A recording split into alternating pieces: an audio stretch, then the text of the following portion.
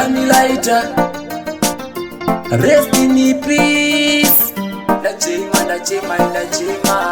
Apasi pakauma, panyika pakauma, upenyu wakauma, ndongo saraini ndongo chema misodzi pamatama. Pasi pakauma maiwe, pakanditurira mutara wangu, kupakazonditurira mai wangu, asaka namo ndodzodzani. Pasi pakauma maiwe, pakanditurira mutara wangu, kupakazonditurira mai wangu, asaka namo ndodzodzani. Tinongokurira upenyu hwekuchiwa, zviya zvamaindidisiya. Baba ndakasara ndikazuwa baba, ndakasara ndikaita zvemagita.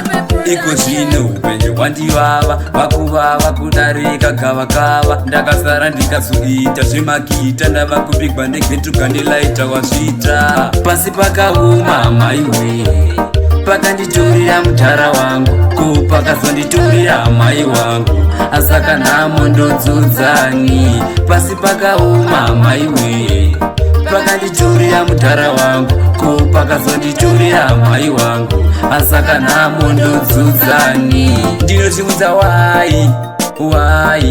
wai zvichidaiso, ini ndinozvibvunza wai zvichidaiso. Apasi pakauma, panyika pakauma, upenyu hwakauma, ndongo saraini ndongo chema misodzi pamatama. Pasi pakauma maiwe, pakanditurira mutara wangu, kupakazonditurira mai wangu, asaka namo ndodzodzani. Pasi pakauma maiwe, pakanditurira mutara wangu, kupakazonditurira mai wangu, asaka namo ndodzodzani. Tinongokurira upenyu hwekuchiwa, zviya zvamaindidisiya. Baba ndakasara ndikazuwa baba, ndakasara ndikaita zvemagita.